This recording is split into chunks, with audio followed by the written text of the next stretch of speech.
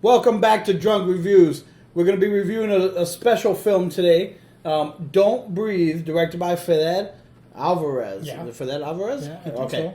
So, very excited to review this movie. I got a lot I want to talk about with this film. So let's kick it off quick. Tony P, the Perizzos, Xbox Live. Joe B, the Salt Shaker. Let's It do is this. up.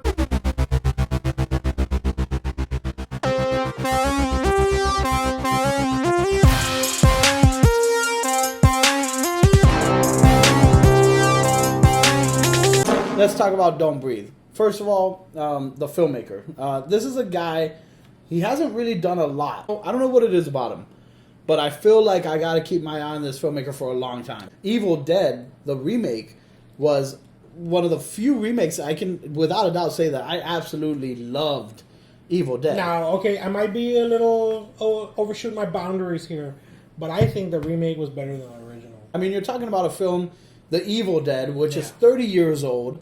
It's dated, yeah. It's dated. It's you know, dated, I mean, yeah. it's a great movie. I love it. I love Sam Raimi. I love Evil Dead. I love Evil Dead 2. I love Army of Darkness. I love Ash versus Evil Dead. I'm a fan.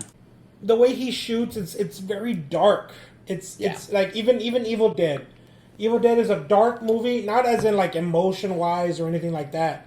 It's just a visually dark movie. Like you and me, who we get very technical with our films, we're very, I guess, we're sticklers about picture quality. A lot of times, dark films, if they're not done properly, can translate really badly onto the small screen. Yeah. Don't Breathe, to me, right away, was visually stunning. From the very moment that the movie opens, and you talk about the blacks, right? You Yeah. talk about how dark it is.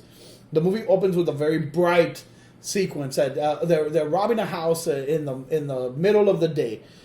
These are a group of people who are robbing homes. One of them has the connections to where they can get through the security firm. Yeah. They can get the keys to these houses. So the idea behind the movie is they find out that this old man who lives in a very remote part of town, which looks a lot like Indiana. Well, I used to live at. Yeah, absolutely. And that this guy is a recluse. He lives alone, and that he's sitting on a lot of money. You know, we talk about the location. Like you said, it looks like Indiana. And when I was in Indiana with you, there were no streetlights on in the neighborhood. Like there were no streetlights on. The whole area was dark. Houses are boarded up. You know, totally takes place in an area that was affected by the financial meltdown of 2008, and it translates through really well on film. The main characters, the girl, the two guys who are with them, they get stuck in the house with Stephen Lang, you know, the veteran. Yeah. And right away, like, I loved his character. So from the first moment that he comes out on screen, he has this presence where he is scary. But yeah, it's a veteran, combat veteran, because I think he lost his eyesight in the war. Three, I want to say teenagers, early 20s, late teens, you know, break into his home, thinking they can get riches from this guy, and they were wrong. Mm-hmm. They were wrong. In the middle of the movie, it takes a turn, and that turn is so like the other route. Like I don't know how to say It's it. unbelievable. Yeah, it is.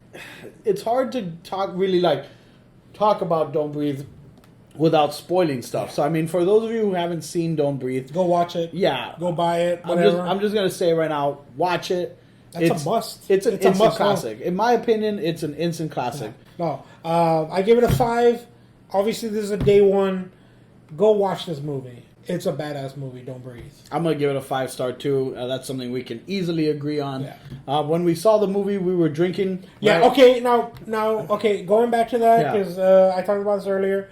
I saw it drunk as hell, and we were even got drunker. as hell. We got drunker. We were Yeah. trying to film. We couldn't put one sentence together. This is the second or third attempt that we're trying to do this review because we've gotten drunk beyond belief. Okay, but then I saw it maybe like a week later, sober, and I appreciated it more sober than drunk. Well, let's get straight into these spoilers, man. So, spoiler alert: if you're watching this right now, turn us off. But if you've already seen Don't Breathe, or you just don't care, Yeah. and then in that case, there's something wrong with you because Yeah. this movie you should go and see. You should buy it. You should pay your money, and support this kind of filmmaking, because without people who actually go out and support the medium, we can't have movies like this. So, let's get into the motherfucking spoilers. All right. Don't Breathe. Holy shit. What was the big... Okay, look, fucking Stephen Lang. Badass, right? Yeah. So, I mean, they fucking poisoned this dude. They put like a concoction of something. Some air thing. Yeah, so they're going to make him go to sleep. Boom. They've done it 1,000 times. It doesn't put him to sleep. It don't hurt him. It doesn't even phase him. No, he's ready to go. Yeah. He's ready to go. He comes out of the fucking room. He gets the first guy he can put his hands on. Because the kids are drilling into their basement. Yeah. The camera's like, I'm going to get this pretty soon, blah, blah, blah. And all of a sudden, like... He's right next to him. He's right next to him. He's right next to him. Fucking grabs him. And like, the dude pulls out a weapon on him. Yeah. And he wants to shoot him, but that guy's not built like that. No, man. He's not built like that to shoot this guy.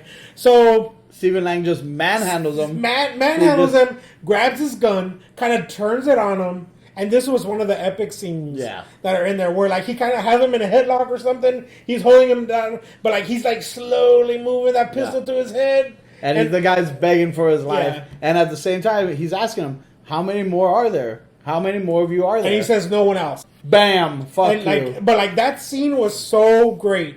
Because, like it's like, I think in his cheek, right? So, like, you see his cheek kind of like... Yeah, there's a vibration of his flesh. And his brains get blown out the backside and, like, of his head. It's so... And, like, he falls dead, whatever. He smells the girl's boot. He has a padlock on the door. You don't know why he has a padlock on the door, but they find the money in a closet. Yeah, like, they find the money in a closet. Yeah, like nada que ver. Yeah, you so know, like now it's like what's in the fucking basement? What's in the fucking basement behind this padlock? They get in there, and so they go downstairs. They're trying to get away from him, obviously, because he knows they're in there. Oh yeah. Let's go to the basement. We can escape through the basement area. So they go in the basement. Yeah, it's pitch black. And as a matter of fact, the filmmaker goes into like a night vision for a portion of the film here. So they turn on the light, and like the lights are slowly coming on, like and then all of a sudden there's a fucking girl. There's a girl tied up in the dude's basement, man. Yep. So this is the turn that I was talking about, because like the movie's leading you one way to like, oh, they're gonna survive, blah blah blah, and then all of a sudden there's someone tied up. What the fuck's going on? The fuck's going on? Yeah. But like they like cut her down. They're trying to get her out. Like let's go. Blah, blah. They figure we're escaping. Let's save this girl who's being held captive. Let's save her. And as they exit through the basement door that leads to the backyard, they ain't going nowhere. Stephen Lang is already there. Yeah. Like he's one step ahead of him. Yeah. He thought they were going to do this, and he just starts firing, and he kills the girl. He kills the girl. So I mean, therein lies another twist, because now this girl's his prisoner, and yet he's coddling her body like he just lost someone very important to him. Mm-hmm. So you're now you're like, what the fuck is going on? Yeah. Holy shit! They all get into fisticuffs. The guy, they try to get out through vents. The guy becomes unconscious. The girl gets captured. And that's where you find out. And that's where you find out why he had this girl tied up. And it's really cool the way he says it to her. You learn that after his daughter was run over by this white girl, and the court system did not fare towards him. She wasn't prosecuted or anything. No, it just gives you chills. You're like, because like his little girl was taken from him. Mm-hmm. So what he decides to do is the girl who took his little girl, he kidnaps her, takes her back to his house, impregnates her. So basically, the girl that he shot had his baby in her belly. He wants another child. He wants a replacement child. From this woman. Yeah. She took his kid, so she owes him a kid. Yeah, so and that's fucking crazy. But she's gone. She's dead. That's why he was mourning over her. Yeah. That's why he was coddling her. He didn't care about the girl. He cared about his unborn child. And she was pregnant. Her belly. She was pregnant. How fucking twisted. Who comes up with this shit? Now back. The girl's captured. And now who's in the little swing? Yeah, the girl. I don't know how to describe this scene, but it is something like magical it's crazy. and sickening. Yeah. You know, like I couldn't help but look at it, and I could not turn away. Yeah, you get me. He's got levers and shit. He He's pulls like, down on something. It makes her swing this way. Now her legs are in the air. So it's basically like her legs are up in the air. She's kind of like I don't know, like legs up in the air. She's on her back, but not on her back. And now this guy has a moral code. He's not gonna rape her. No, he's not. But he is gonna inseminate her with his frozen sperm that he has stored away in a fucking refrigerator in the fucking basement. So like he has it outside. He grabs a fucking turkey baster, basically. Well, first he unfreezes it in a pot. Yeah. And then he uses a turkey baster and fills it up with jisms. And I mean, just you talk about the visual aspect of it, and like the way like it's just so like. The way it's shot, there's this beautiful shot that it just like haunted me.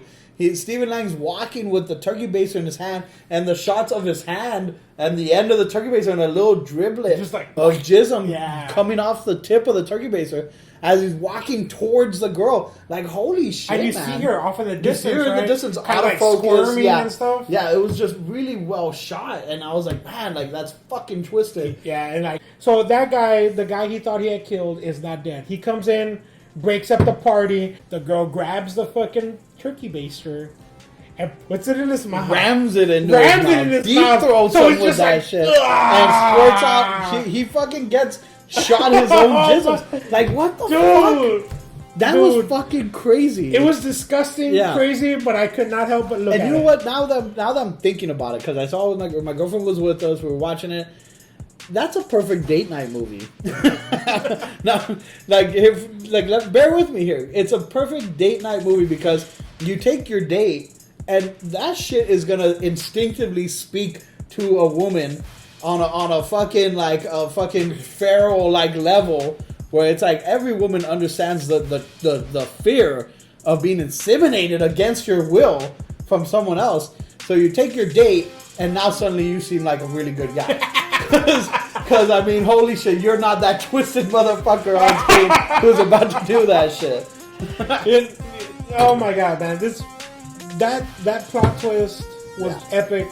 The whole, like, they take the turkey baster, shove it in his mouth, and it's just like, boom! Yeah, it explodes, and it just gets on him. And you're like, I was just like, ugh! You know? Yeah, and there's still like 25% of the movie left after that. I mean, so, okay. That was what I wanted to talk about. I mean, I don't think I need to go any further. I mean, obviously, if you haven't seen the movie and you're still watching this, then you should go see the fucking movie. Yeah. But for those of you all who have seen it, you know that the rest of the film was excellent. It was solid. And that's kind of the thing, man. It's like, who was so fucking clever to come up with that scenario in a film? Like we're saying, go watch it. Like, subscribe. Drunken Reviews. Tony P, the Perez on Xbox Live. Boom. Hit us up. Gears of War 4. I'll be on there. Boom.